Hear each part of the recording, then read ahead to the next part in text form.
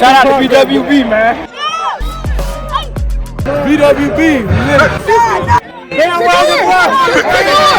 to BWB, man. You know what I'm saying? Bandwagon Buffs, man. Shout out to Bandwagon Buffs. Thank y'all for coming. BWB, baby.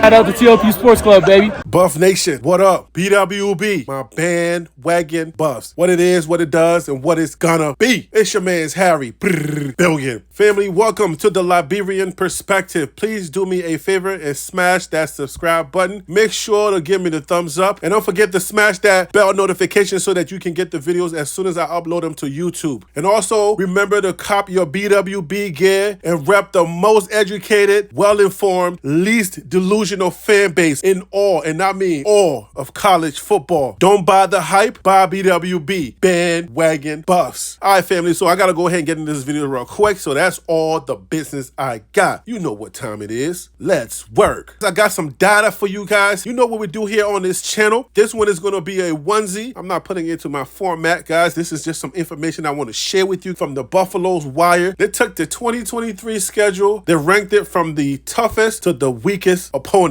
I bring information on this channel to make sure that we are well informed, because when we say the most educated, the well informed, this is the type of information that I bring on this channel to make sure that we have data to back up our proclamations. So let's go ahead and go to the Buffalo's Wire.usatoday.com so that we can get this ranking. Let's go. From the Buffalo's Wire.usatoday.com, ranking Colorado football's 2023 opponents from the toughest to the weakest. And this article is written by Jack Carlo. So I want to thank the staff over there at the Buffalo's Wire, including Jack Carlo, for writing this article, for putting this data together. All right, so Jack Carlo says, we're now just over 2 months away from Colorado's season opener at TCU. After a disappointing one-win campaign last fall, the Buffaloes and head coach Deion Sanders clear house across the board while bringing in talent from the transfer portal at nearly every position. There's no question that the Buffs are improved, but their 2023 schedule remains one of the most difficult in all of college football. In addition to facing a pair of Power 5 teams doing non-conference play, Colorado's Pac-12 slate includes at least 4 teams that I believe are worthy of being ranked. Below is a ranking of Colorado's 12 regular season games from easiest to the hardest. They believe that the easiest is going to be Stanford. And here's the reason why. Quite a few Pac-12 power rankings have Stanford as a bottom 3 team in the conference. So the rebuilding Cardinal will be here for now. New head coach Troy Taylor, however, has the future looking bright in 2024 and beyond. Next weakest team is going to be the Colorado State Rams. After a strong freshman season, quarterback Clay Millen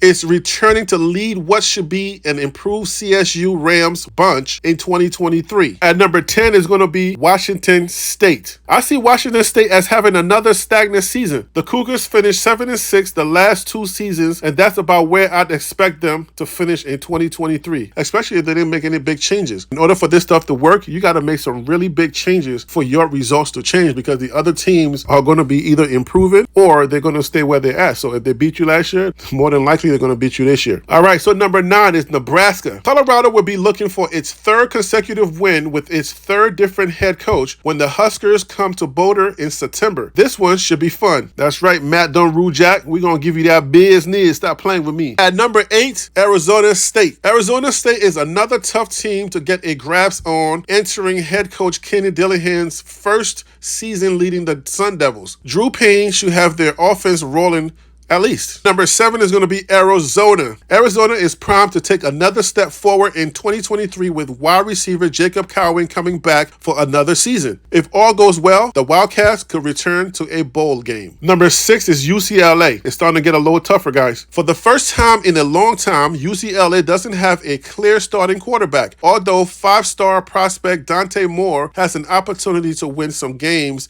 in the Bruins' final Pac-12 season. Read between the lines, guys.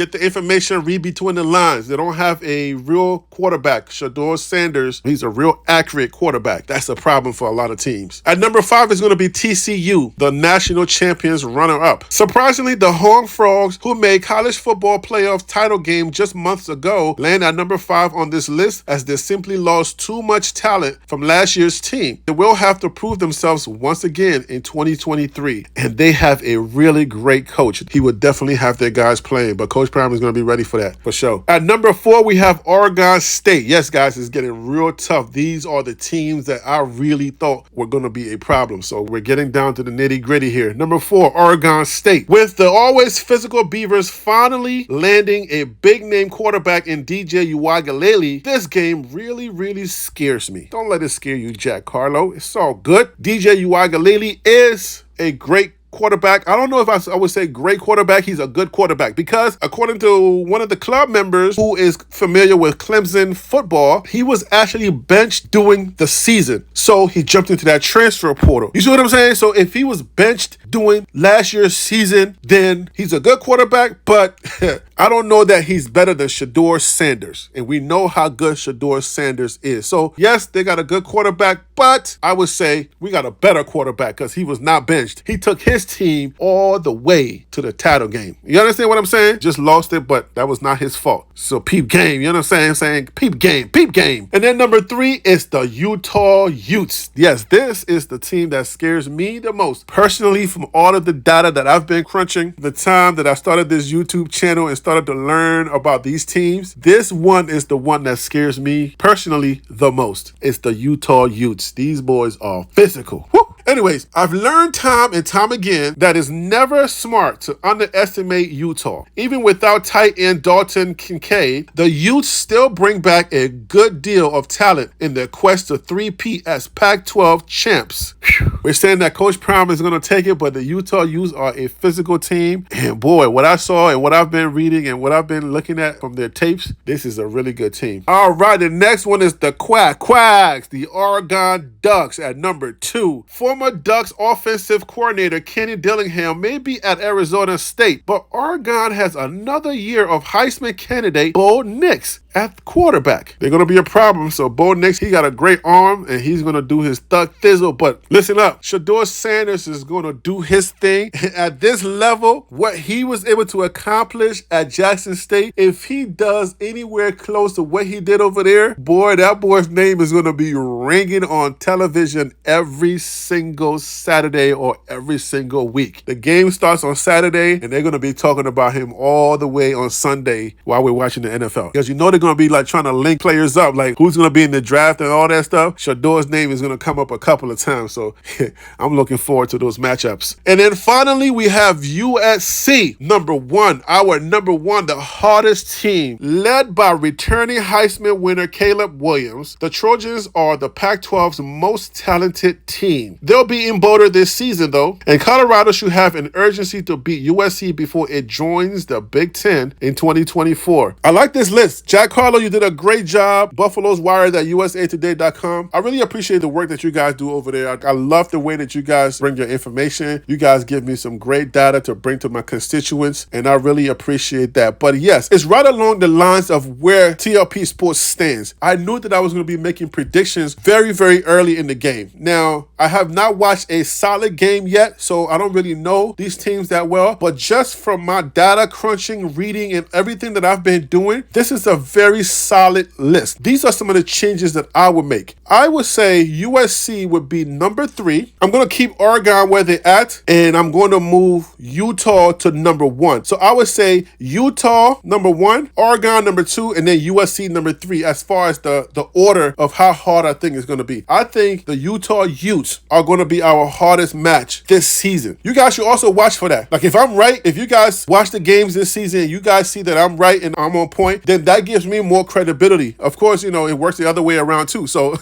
if I'm totally off base and Jack Harlow, who's been here way longer than I have, if he's straight on, I know this is great information. I'm just saying, just from what I've seen, but if Jack Harlow is on, he's on. Utah's a great team. Now, TCU has a great coach. All of these are great coaches. USC has a great coach. I've done the coaching video, so you guys have that information. If you want to know more about the coaches that are coaching each of these teams, I've made a video about that. You can go check it out. But what I've been reading and what I've ascertained over all of the data that I've poured over, even reading the Buffalo's Wire and just having some football insight myself, being that I was a player in high school and all of that, I would say Utah is going to be a problem. Our quarterback is a great quarterback. He has a very accurate arm. People want to underestimate him because they think that he was at FCS, which is a football championship subdivision, which is still Division I, but he was not Power 5. So people want to underestimate him because he was not Power 5 last year. But the things that he's been able to do in such a high velocity Texas football, Texas puts out great football players. Shedeur was able to win championships from that whole system. And a lot of the players that come from Texas and all that are in that Texas area have gone to some of these national teams. I'm trying to say that it solidifies him as a great quarterback, and people just want to undermine him just because he was at HBCU, which is not a good way to prognosticate. That's not how you break down the data. You don't underestimate somebody just because they went to an HBCU or just because they were at one level lower, because we know that a lot of players have been walk-ons that have not been ranked and they're now in the NFL. If you're going to analyze anybody's play, you got to make sure that you're looking at their mechanics, the things that they're able to do well. And Shedeur has a very accurate arm. Because he's now in Power 5, that does not change the accuracy of his arm. Now, the thing that may happen is that he may be getting rushed a lot faster because the players are faster in the Power 5. They're bigger, so they might get to him a little faster. If the offensive line is stacked and Coach Prime does a good job of making sure that Shedeur has the protection that he needs, then that's not taking away from his accuracy. So that may be the difference. That's how you got to read these type of things. It's not just, oh, he can't throw no more just because he left the state. You're the same person. You just changed address. That's all it is. He's now getting bigger. You can see that Shedeur has put on a lot of muscle. We know that he's a mobile quarterback, so he's going to be able to find his way out of the pocket. And those times where people were having a hard time bringing him down, you know what's going to happen now? It's going to be even harder for them to bring him down because now he's bigger and stronger. You see what I'm saying? His arm is a lot stronger, so he'll be able to throw even further now. So those are all of the things that we take away or that we add when we're analyzing these players. Some people want to take away some data, which is unrealistic, because what are the criteria? Sometimes you don't understand the criteria that they're applying to their analysis. Some of the stuff doesn't make sense. You get a 6-foot player coming in and they're saying that he's not as tall as the 6-foot players at a Power 5 team. That doesn't make any sense to me. So I feel comfortable when I say well-informed, most educated. I feel very comfortable when I make those assertions. You cannot say the data is not there. You cannot say it was bad analysis. It's good information that I'm bringing. Now, the results are going to be the results. We can live with the results. I just want to make sure that I provide good information about how to extract the data, how to interpret the information that's being given, and then how do we apply that information to what is going to happen on the field. That's what a good analyst should be able to do. A lot of the analysts that we listen to or that have the biggest voices are the least football-minded analysts. These people are just talkers. They're good. They have the gift of gab, and they're good at talking. They make things seem like it's real and it's believable, but they don't have any idea what they're talking about because the way that they dissect the data, they're missing some stuff. You can't sit there and continue to say 1-11, 1-11, and then you have all of these people believing you when the criterias have changed. So that's why I keep urging everyone that brings an analysis to back that up with some data. Let your predictions be based on not just, oh, because of last year, especially when all of the criterias have changed. If you were pouring water in a bucket and you go and you get a bigger bucket, you keep saying, well, you're not going to be able to take that much water. Now I have a bigger bucket, so I'm going to be able to take more water now. But they stay on the fact that I had a small bucket and they keep talking about the small bucket. And I'm like, okay, I understand. If you're going to give me some type of analysis based on my last year, make sure that it's based on the updated information that I currently have. That is the information I wanted to share with you guys. I hope you got something out of this. I hope you are able to read between the line, guys. This information should be able to help us to be able to determine how these games are probably going to be shaped out this year. And if you think that this information was useful, guys, please make sure to smash that subscribe button. Help this channel to grow because I'm putting in the work and I hope you appreciate the work. And you can show your appreciation of the information by smashing that subscribe button. I'm going to leave it right there. You know who I am. I'm Harry B. And that right there was the Liberian Perspective TLP Sports Club. Brah.